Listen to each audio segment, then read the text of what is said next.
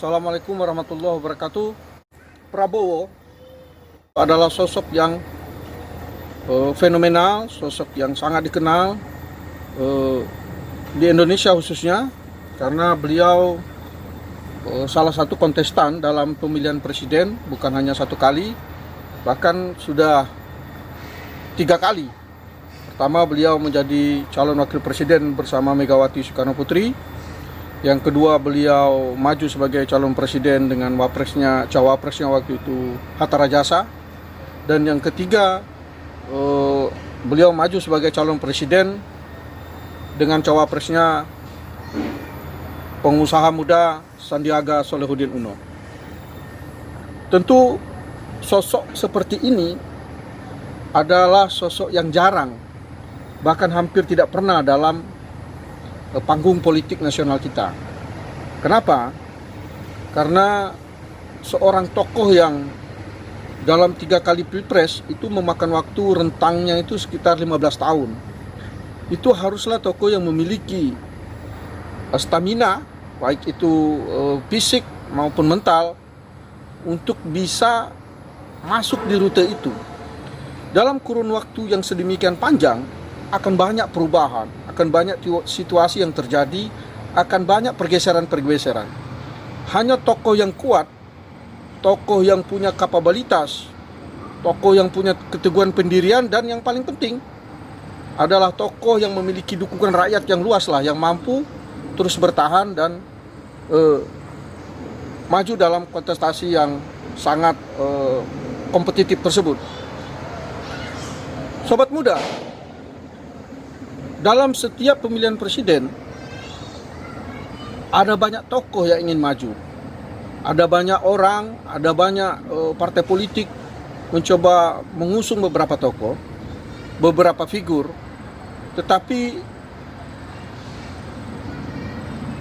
jarang sekali ada sosok yang betul-betul bisa terus menanjak dalam setiap pilpresnya. Jadi Prabowo ini menurut saya adalah sosok yang fenomenal, sosok yang legendaris, yang memiliki karisma yang luar biasa. Sobat muda, saya tidak akan membahas dalam aspek Prabowo secara detail, tapi setidaknya saya pernah alhamdulillah bertemu beliau di kediaman beliau di Kartanegara, Jakarta.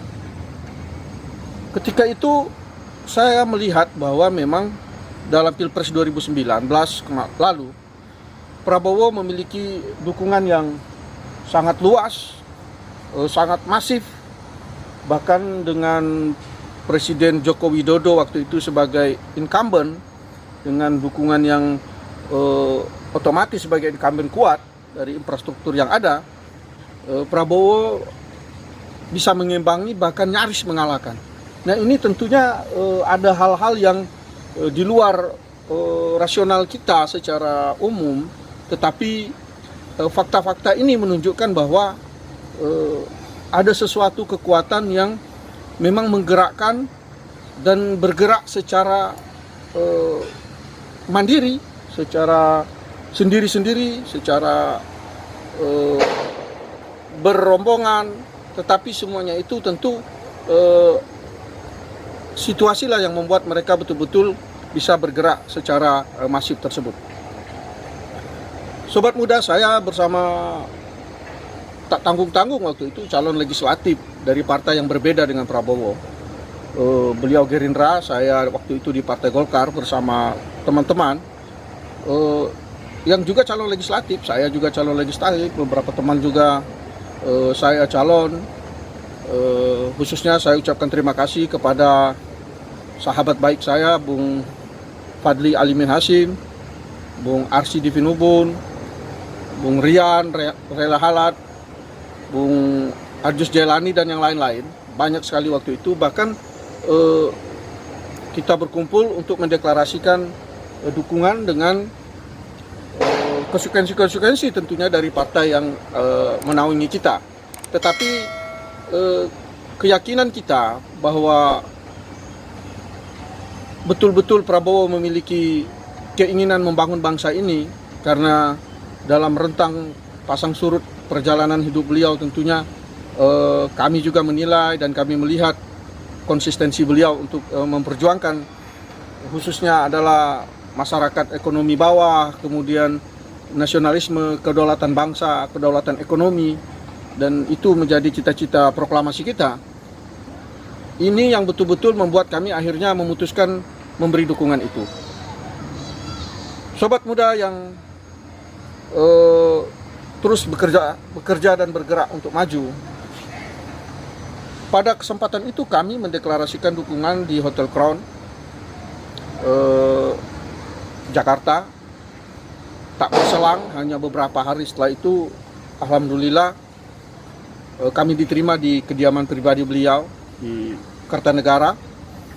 Kita sempat berdiskusi, ngobrol tentang keadaan bangsa dan negara dan keadaan ekonomi rakyat waktu itu, kemudian juga menyangkut bagaimana Pilpres ini bisa berlangsung secara jujur, adil, dan kita bisa memenangkan kompetisi itu. Satu hal yang menarik sobat muda, ini rahasianya, bahwa betul-betul deklarasi itu kemudian pembentukan jaringan dukungan organisasi ataupun relawan kami ini ke daerah-daerah betul-betul dengan biaya kami sendiri. Bahkan 50% itu biaya pribadi saya, kemudian 50% lagi patungan sahabat-sahabat yang memang tergabung dalam itu. Tanpa 1 rupiah pun saya kira dapat dukungan dari Gerindra ataupun dari siapapun, termasuk dari Bapak calon presiden waktu itu Prabowo Subianto. Nah, kenapa ini bisa terjadi? Bahkan pada malam itu saya sempat menyampaikan kepada beliau, di samping pembicaraan-pembicaraan saya sempat sampaikan begini, ini yang penting mungkin nanti bisa dijadikan sebuah juga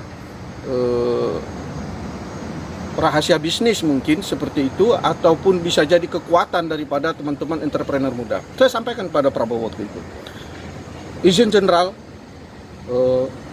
Jenderal tidak usah risaukan soal uang. Uang itu datang dan pergi seperti angin. Kami ini anak-anak muda, tapi percayalah Jenderal, kami ini memiliki saldo semua tua. Beliau tertawa, tersenyum, tertawa, dan saya lihat beliau juga terharu. Sehingga pembicaraan yang sedianya hanya beberapa menit karena memang banyak yang mau, berlangsung cukup lama akhirnya. Beliau bercerita segala macam. Jadi sobat muda, kedatangan kami di situ memberi dukungan, bukan hanya dukungan moral, tapi juga dukungan mental bahwa beliau bisa memenangkan Pilpres ini, dan dukungan rakyat itu betul-betul masif. Sobat muda, saya merinding. Saya aja yang memiliki biaya uang terbatas itu mengorbankan. Teman-teman juga mengorbankan untuk sebuah perjuangan beliau. Karena apa? Karena beliau tidak memperjuangkan dirinya, tapi memperjuangkan apa yang menjadi cita-cita bersama, dan termasuk cita-cita kami waktu itu sebagai anak muda, sebagai saya, sebagai pengusaha, meyakini bahwa kedaulatan ekonomi adalah kunci daripada kedaulatan bangsa dan negara kita ini. Oleh karena itu, peluang-peluang bisnis itu harus terbuka dalam pemerintahan yang akan datang, yang kalau waktu itu bisa dimenangkan oleh beliau. Tetapi situasi berubah dan keadaan telah berganti. Saya kira teladan-teladan bahwa saya sampaikan kepada para entrepreneur muda, pengusaha muda. Jadi kita harus memiliki keyakinan yang penuh di depan orang yang lebih kaya. Jadi kami ini di depan Prabowo itu dari segala hal, dari kapasitas, apalagi dari keuangan, hanya seujung kuku beliau. Tapi pada malam itu saya melihat beliau dalam situasi yang memang butuh dukungan moral, karena ini yang orang lupa, bahwa bisa jadi kami punya uang taruhlah 1 juta, tapi kan rute perjalanan kami hanya 1 kilometer. Pak Prabowo taruhlah dia memiliki uang, misalkan kita umpamakan 100 juta, tapi kan perjalanan beliau 1000 kilo. Jadi perjalanan beliau yang jauh dan beban beliau yang sangat berat itu, tentu sekecil apapun dukungan kita sangat dibutuhkan. Ini rahasianya kenapa beliau sangat kuat, masih bergelombang. Saya kira Ini salah satu saja dari rahasia beliau di Pilpres dengan kemandirian tokoh-tokoh, pengusaha muda, anak-anak kecil, emak-emak semua mendukung beliau dengan sebuah mimpi, sebuah harapan yang kuat waktu itu agar terjadi perubahan. Saya kira itu yang paling penting yang perlu kami sampaikan dari aspek beliau sebagai calon presiden, sebagai tokoh bangsa, negarawan yang penuh karismatik, dan kita sebagai anak muda yang membangun bisnis, membangun usaha, membangun kesuksesan, tetaplah kuat, tetaplah yakin, dan tidak usah kita gentar terhadap situasi kesulitan ataupun orang yang di atas kita. Berjalanlah dengan jujur dan kemandirian serta kepribadian yang kuat. Karena satu hal yang saya selalu ingat, bahwa kita tidak akan bisa kalah kalau kita tidak menyerah. Artinya apa? Selemah-lemah kita, kalau kita memiliki hati yang kuat, memiliki keinginan yang tinggi, saya kira seperti Bung Karno sampaikan, langit, rumput, dan alam akan mendukung. Oleh karena itu, sobat muda, sobat entrepreneur, teruslah bekerja. Kedaulatan ekonomi kita adalah kunci dalam menopang kedaulatan negara kesatuan Republik Indonesia yang kita cintai. Assalamualaikum warahmatullahi wabarakatuh. Salam sehat selalu.